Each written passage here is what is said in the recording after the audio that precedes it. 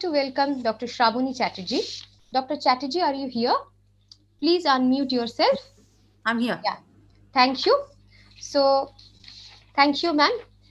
Dr. Sraboni Chatterjee is currently working as an assistant professor at the Department of Psychology of Bijoy Krishna Girls College, Howrah.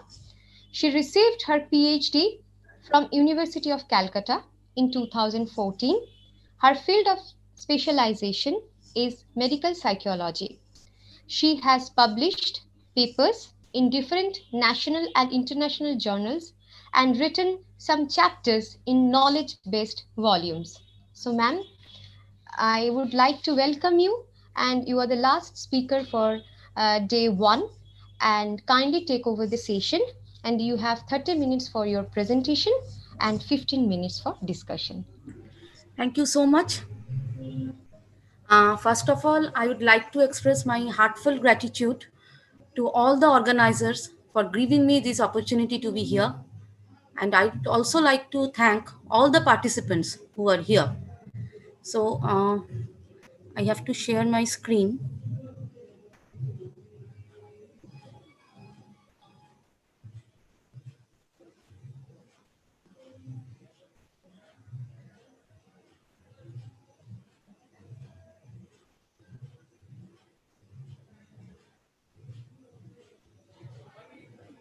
Is it visible? Yes, ma'am. Yes, ma'am. Okay, thank you. So the title of my today's presentation is Data Collection Process in the Field of Social Sciences. As the concept data collection is very much related to research, so here actually I am trying to highlight the basic concept of research at first, and then I'll go to the concept of data collection. So first, research. We are very much acquainted with this term research. It is basically derived from the Middle French word that is called researching. The meaning of the term is to go about seeking. Or we can define the term research in another way also, that it is just the production of two compound words, that is re and searcher, or we can say searcher.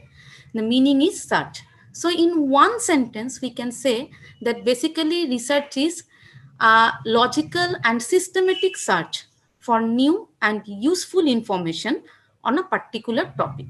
So this is a definition. Now, if we define this definition, we will get some characteristics of the research. Now, what are those characteristics? First, definitely, whenever we are saying about research, it is definitely directed toward the solution of some problem. Okay, and we all know that research is always based on empirical and observable evidence. Now, what do we mean by empirical? That means in research we are definitely dealing with some variable. So whenever we are dealing with some variable, finding out the cause and effect relationships between the variable or controlling the variable, we can able to see its effect. That's why it is called observable or empirical. And it involves precise observation, accurate description of the particular problem which you are taken into your research. Not only that, it also gives emphasis to the development of theories, principles, and generalization. Why we are saying generalization? Because in research, we have to work with the concept of sample, or we have to deal with sample. And whatever the findings we are getting from the sample, we have to infer them to the population. So it is actually nothing but just to generalize the findings of the sample towards the population. Next one, it is characterized by systematic, objective, and logical procedures, and definitely marked by patience, courage, and unhurried activities. And it requires full expertise on the part of researchers.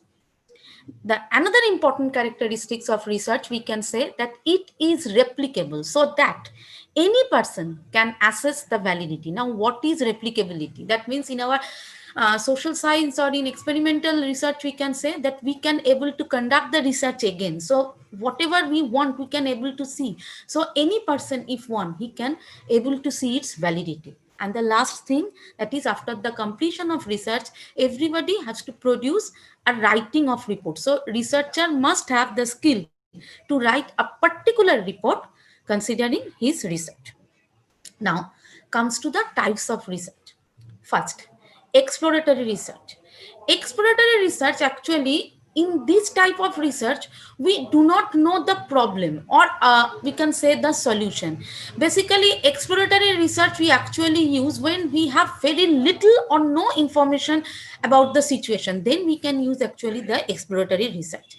Now comes to the qualitative and quantitative research. As the term depict, we can very easily understand the meaning of the, or the differences between two types of researches.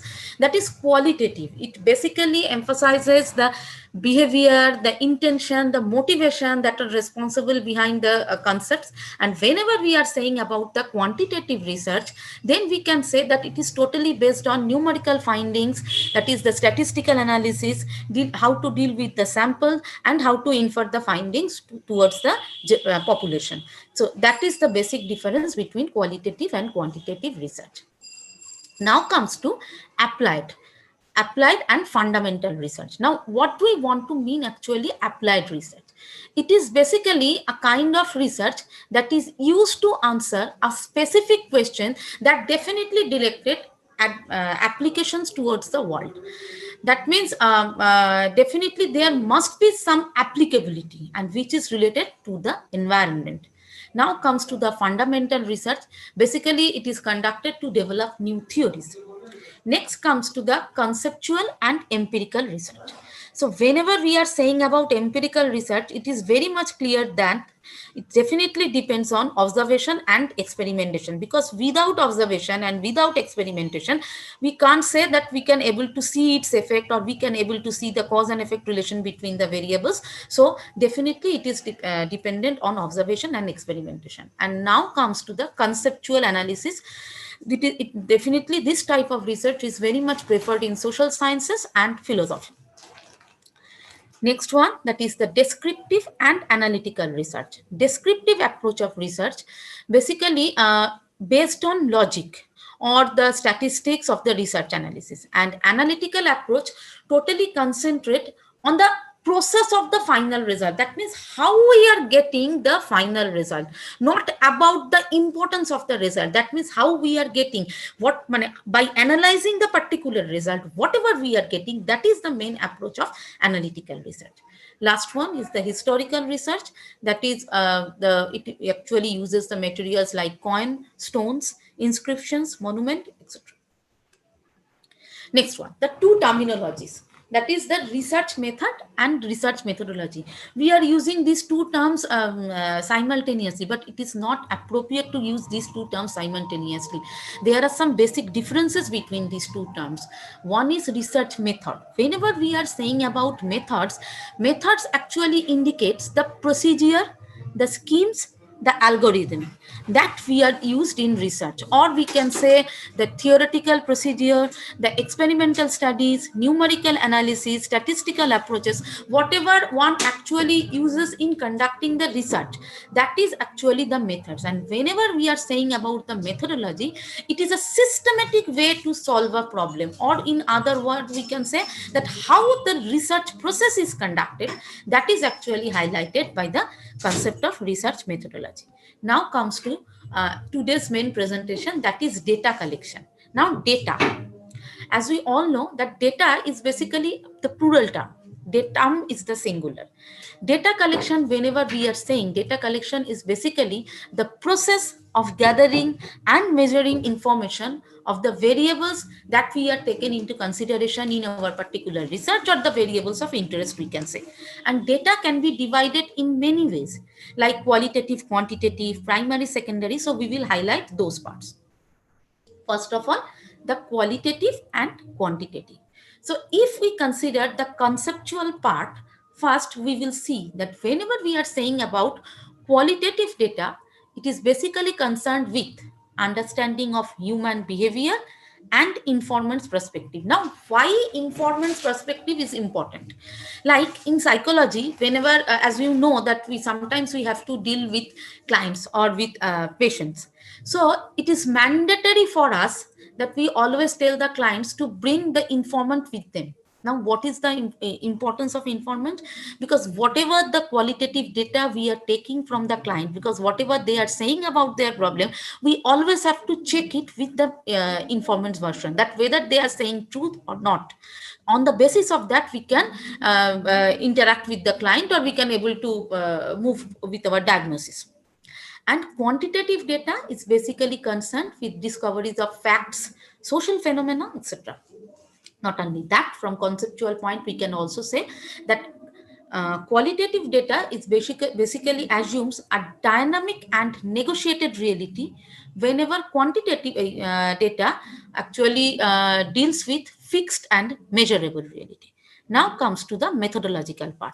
That means the data collection. Data collection in case of qualitative data, totally based on participant observation and interview. I will explain this process, that is the participant observation and interview later.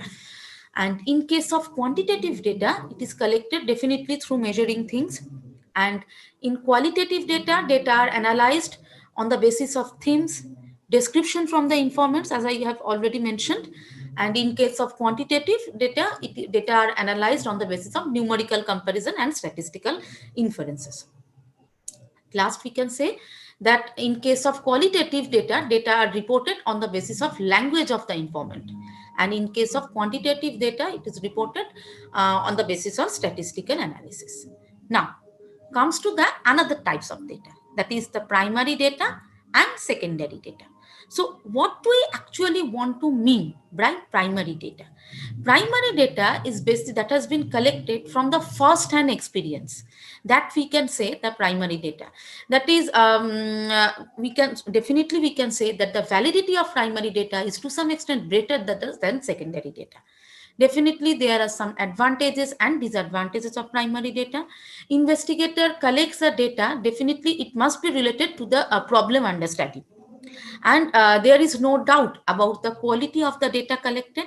And if anybody required, it may be possible to obtain additional data. It is very easy in case of primary data.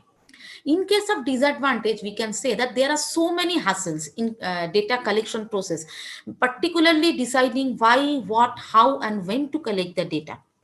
And we have to keep in mind the ethical consideration also in case of collecting data through primary process.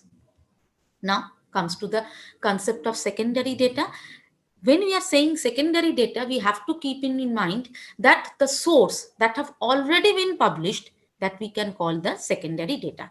Secondary data basically includes books, records, biographies, newspapers, public census, etc. Now, there are also some advantages and disadvantages. Hassles become so less than primary data collection, and it is less expensive.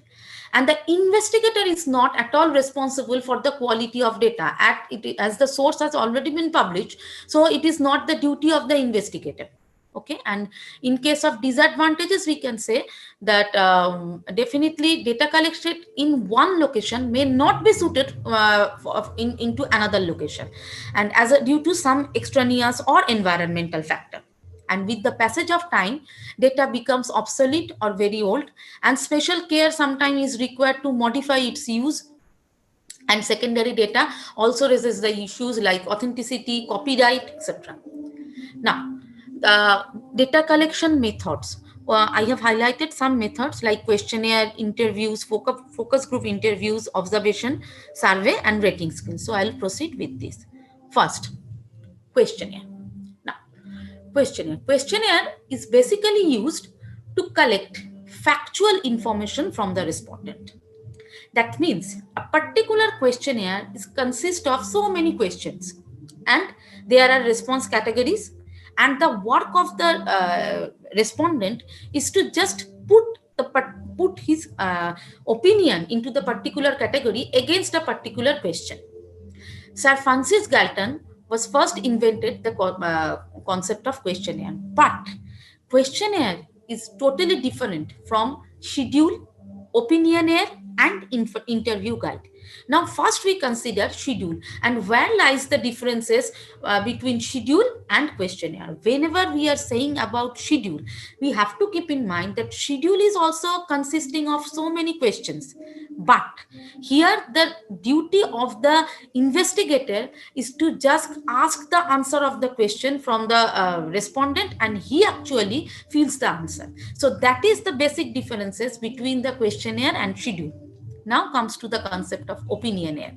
Opinionaire is basically used in case of measuring attitude, beliefs. Sometimes it is also called attitude scale. Actually, there are so many attitude scale. Okay. Next one is interview guide. Interview guide is actually consist of list of basic points or topics that the interviewer actually want to cover during the interview. Now, whenever we are preparing questionnaire, we have to keep some points for preparing the questions. That is, what are the important points that we have to keep in our mind for preparing the question. First one, the simplicity of the language. The language of the questions must be so simple so that everybody can understand the meaning of the questions. Ambiguous word, vague words, embarrassing questions, leading questions, hypothetical questions should be avoided in preparing questionnaire. And not only that, we have needs to avoid, it should be avoided double negative, because in case of double negative, actually the both end cut each other, and it creates a lot of confusion on the part of the respondents. Now comes to the sequence of questions. That is, whenever we are showing the questionnaires, what should be the sequence? First, screen. So screen actually used, basically it is a method, it is actually used to find out that whether all the questions are completed or not. Because sometimes in our subject or in any subject, we have found it out that all the questions are not completed, so we have to reject the data because we can't take it. If all the questions are not completed, that means we can't get the proper result. It will create a lots of problem in case of analysis of the questionnaire. Next was one is the warm up. Warm up actually simply to answer. That means it actually help us to capture the interest of the respondent into the particular study. Now transition question. Transition questions are used to make different areas flow well together, because some areas we have to cover in questionnaire, so all areas, so that it can flow in a particular way. For this reason, transitions questions are used. Now comes to skip. So in filling questionnaire, we can found this type of question that, okay, if yes, then answer, otherwise move to the next question. So these are actually called skips. And last one is difficult. Difficult, actually difficult question, we have to put it at the end of the questionnaire. Now, there are some types of the questionnaires. First two types, that is the fixed response questionnaire and open-end questionnaire. These two types are actually based on the types of questions. That is the particular type of questions which you are giving. On the basis of that, these two types are actually prepared. One is fixed response questionnaire, another one is open-end questionnaire. So whenever we are saying about, excuse me, fixed response questionnaire, that means there must be some fixed response pattern, and it is the work of the respondent to choose a particular response pattern among them. But in case of the open-end questionnaire is to some extent different. Open-end questionnaire means the responses, the respondent particularly have, they have to give brief or short description of the questions, and it is to some extent lengthier than fixed response questionnaire. Now, the another two types, that is the mail questionnaire and face-to-face administered questionnaire. These two types are totally based on the way of administration of the questionnaire. The first, mail questionnaire. The name actually depicts the meaning of the type. That is, here the work of the interviewer is just to mail the questions along with the way of administration, or we can say the standard method of administration or the instruction. That is how we have to fill the questionnaire. And the next one is face-to-face administered questionnaire. It is a kind of questionnaire where the selected subject are given the particular kind of questions with instruction, and they have to complete it on the with the presence of the investigator or his associates. Now, there are also some advantages and disadvantages of questionnaire. Advantages: first of all, large amount of information within a very short period of time can be collected through questionnaire. Definitely, it is definitely in a cost effective way.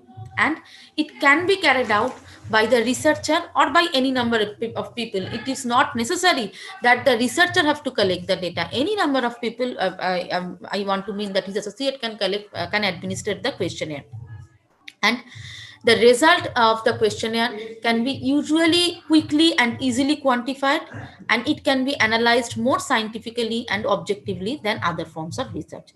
Now, where lies the problem? Like, we are all human beings, and our behavior, our emotion, our feelings are all changing from time to time. So sometimes we are actually attributing our feelings, our motivation whenever we are giving the answers of this question. So it is very difficult to avoid the subjective biasness whenever we are taking the answers through questionnaire. Next one, there is no way to telling that how much thought a respondent has put in. And sometimes it also happens that the respondent may be forgetful or not thinking within the full context of the situation. Or sometimes it also happens that different people may understand the meaning of the question differently, which actually creates a lot of problem for the investigator. Now, the next one, that is the interview method. It is very much common to us. We all know that basically conducted between the interviewer and the interviewee. It can be conducted through face-to-face interview situation, through telephonic interview this situation, or there are also some other types of interview. So first we will highlight on the face-to-face interview or telephone interview. So face-to-face interview. Face-to-face interview is basically advantageous for some reason. First of all, further probing we can able to done in case of face-to-face interview, and literacy level is not a problem. Non-verbal data can be easily be collected through face-to-face interview through the process of observation, of course, and complex and unknown issues can be explored. In case of telephone interview is to some extent better than we can say face-to-face interview. Not only better, is to some extent less expensive we can say, and it uses less resources. And not only that, it allow clarify question and do not require the literary skill. That means the literary skill, the advantages of literary skill we can get in both, that is the face-to-face interview and telephonic interview also. Now comes to the other types, that is the structured interview, semi-structured interview, and unstructured interview. Now, whenever we are saying about structured interview, as we know, the term depicts, that means it is structured. The first interviewer asks the respondent the same series of questions, and the question definitely predetermined, the question pattern definitely predetermined, and they are asking the question in a formal interview. Okay. Next one is semi-structured interview. Here also, the interviewer and interviewee engaged in a formal interview, but the interviewer here developed the question using an interview guide. That means the list of questions and topic need to be covered during the conversation, usually in an order. We can say self-administering questionnaire is an example of semi-structured interview. The next one is the unstructured interview. Unstructured means the question pattern, the sequence, these are not at all predetermined. Through the process of interview, the interviewer actually develops it.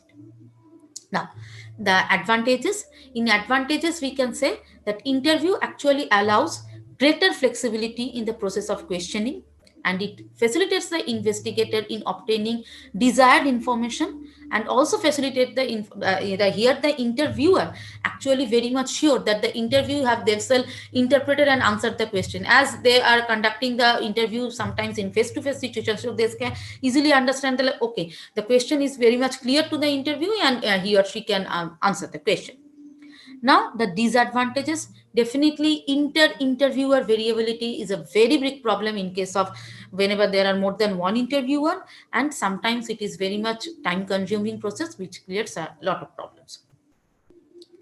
Next one is the focus group discussion, or we can say that is the FGD. Focus group discussion is basically an in-depth field method to bring together a small homogeneous group to discuss the topic on a study or agenda. Basically, the group is actually consisting 6 to 12 people, we can say. Sometimes it is more or less, but basically it is consisting 6 to 12 people. There are some steps through which we can conduct the FGD. First, the FGD steps, we have to identify the target market. Okay, that means the people who possess certain characteristics. Next, we have to give a short introduction and background regarding the issue to be discussed. Now, this is the work of the focus group member to write their responses on these issues. And we have to facilitate at that moment the group discussion. The group, actually, the recommended size, we can say 6 to 10. Okay, and after that the members are asked to represent their report. But some not only that, actually, 2 to 3 focus group always preferred for best practice. And at last we have to give a summary of the at the end of the meeting, that what actually we have to do. Okay, so this is actually focus group discussion. Now comes to observation. It is basically one of the fundamental technique of data collection, where we don't have to control any variable, where we don't have to manipulate any variable. And this particular method has I want to say that it is widely used in the field of social sciences or in the field of experimentation anywhere. Now, there are some types of observation: systematic and unsystematic observation. Systematic observation is basically based on some explicit procedure or logic of scientific inference. Okay. In case of unsystematic observation, we can say that it is basically a causal observation made by the investigator without specifying the explicit procedure and the objective inference. That is, the objective inference is not mentioned here. Okay. Now comes to the participant observation and non-participant observation. So whenever we are saying about participant observation, that means the observer actually participant into the group, the particular group which is being observed. But here there are two types. That means sometimes the other members of the group knew that he is the observer, and his duty is that he actually observes the other members of the group. In that case, we can say that it is actually non-disguised participant observation. And whenever the observer actually don't disclose his identity, then we can say it is disguised participant observation.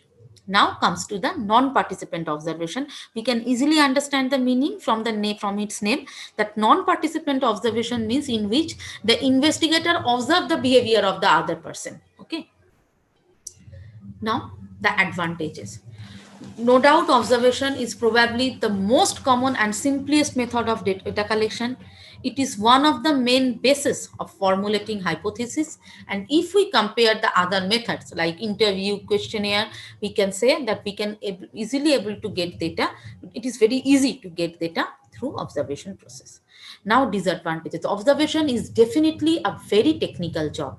And in case of observation, we need particular expertise. Without particular expertise, what actually happens that subjective biasness definitely comes into the result, which actually hampers the main aim of the research. Now comes to survey, which is also very common. Survey methods are widely used for gathering scientific information, and we can collect information through survey method by asking question or recording people's answer. Now, there are two purposes for using survey method. First, it describes certain aspects or characteristics of population, and also it helps in testing hypotheses about the nature within a population. That means the particular population which we are taking, it actually helps to test the hypothesis regarding the nature of the population. Okay. Survey methods, no doubt, the data we can get, it's no doubt more accurate, and the methods have wide scope, and it is very frequently used in the field of social sciences, or also used in measuring attitude, scale, values, beliefs. But disadvantages, no doubt, it is time consuming, and it sometimes invites sampling error. That means whenever we are dealing with sample, we have to select the sample from the population, and by selecting the sample from the population, we have to be very careful regarding the inclusion and exclusion criteria of this selection. If there will be any mistakes, then the total sample will be wrong, and it actually hinders the result of the research. Now comes to the rating scale. Now, rating scale is basically defined as a technique through which the observer or rater categorize the object events on a particular continuum where there are some numerals and each numeral actually depicts a particular kind of meaning. There are different types of rating scale. First is numerical rating scale. It is very easy to understand that numerical rating scale, there is a continuum and there are some numerals. Each numeral bears a particular meaning, and the task of the rater is just to put the particular attributes or phenomena on the particular rating which actually he or she likes. Now comes to graphic rating scale. Graphic rating scale, actually the total things is based on through a graphical presentation, and there are some descriptive cues, and each and every descriptive cues bears a particular kind of meaning, and we have to select the particular descriptive cues to indicate our views. Next comes to scale of cumulative point. Cumulative points, actually we can say the summated points. That means the person total score. That means the person supposed to be, he is giving answer in a 5 points. So whatever the ratings of the 5 points, that is actually summed up. So that is called the scale of cumulative points. Next comes to the forced choice rating scale. Forced choice means there are some attributes or verbal statement. Now, the duty of the rater is to select which verbal statement actually explain the person he is taking into consideration. Next comes to Q-sort technique. Q-sort, it is totally based on, actually used in defining subjectivity. Sir William Stephenson actually developed this method. Actually, whatever we are using in our psychometric test like TAT, Rorschach, totally based on this Q-sort technique. Q-sort technique actually measure the patient's progress over time. That is through TAT or through Rorschach, we can actually measure the nature of the relationship or the particular problem the person is bearing. So these are all under the Q-sort techniques. Next comes to the semantic differential scale, which is actually developed by Charles C. Osgood, and it is a type of rating scale which is aims to measure the connotative meaning of object, event, concept, etc. The next one is sociometry. This particular type, this is a rating scale, but it is actually presented through a graph that is called sociogram.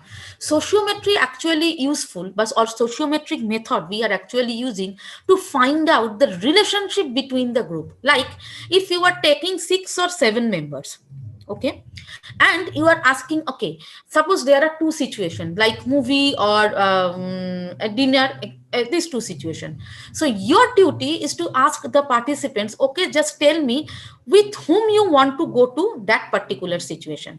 Just tell the number of the person. So you have to mark it, and on the basis of this marking we can able to draw the relationship pattern, and from this relationship pattern we can able to understand that who is the most popular member within the group and who is the least popular member. Not only that, the particular member which the other member don't like, the member who is rejected, the member who is eliminated, this type of relationship we can able to know this from the sociometric method, or we can say the graphical pattern which is known as sociogram. Now the advantages, definitely used for behavior and not easily measured by other means. It is very quick and easy to complete. And in disadvantages, we can say that definitely it requires special skill for administration, and sometimes actually subjective evaluation comes. And these are the references I have used. Thank you. Thank you, Shraboni, for your nice presentation on data collection in social sciences. And I think it's very much useful for us, and we can apply all these methods in future for our research, the planning, or for our research purposes. And you have, can you hear me, Shraboni? Yeah, You yeah, have, yeah. yeah, you have two questions. One from Sharbeshwar Shahu. I'm just reading the first question for you. When one should use, just a second, please.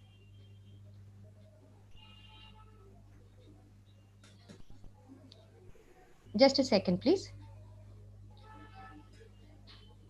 Yeah, I'm sorry. When one should use data collection through a questionnaire and through FGD, and which one is more scientific?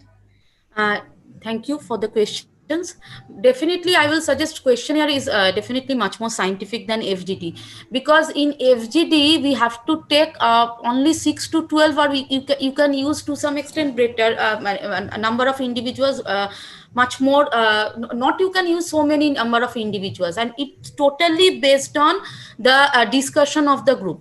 So if the person do not have the particular kind of expertise, it actually creates a problem. So definitely questionnaire will be much more better, and questionnaire actually involves wide range. Okay, so definitely questionnaire will be better than FGT. Next one. Thank you. The next question is from Balaknath Bhattacharya. Madam, in which areas of research focus group discussion will be preferred? Focus group discussion, definitely you can use in case of particularly in kind of quantitative research, qualitative research. Definitely you can use in case of analytical research, or to some extent conceptual research, you can say. Okay, because the conceptual explanation is much more required in case of focus group discussion. We can take one more question for you, and rest of the questions will be mailed to you. So this question is from Aryadeep Roy Chaudhary. His question is, how far is ethnography suitable for social science research? Ethnography is very much suitable. Ethnography, actually, I don't use ethnography, so will not be able to say so much about this thing. But ethnography is very much suitable for the research, because the main purpose of ethnographic research, actually, it actually depends on your purpose. So, what kind of research you actually choose, or what kind of hypothesis, or what kind of objectives you are actually taken into consideration, on the basis of that you have to select that whenever you have to choose in ethnography. I don't have so much knowledge regarding ethnography, but definitely considering the application of ethnography, you can say definitely you can whenever you. Thank you, Shabuni. Thank you for your presentation. Thank you. Now, I would like to invite Dr. Shumanta Rudra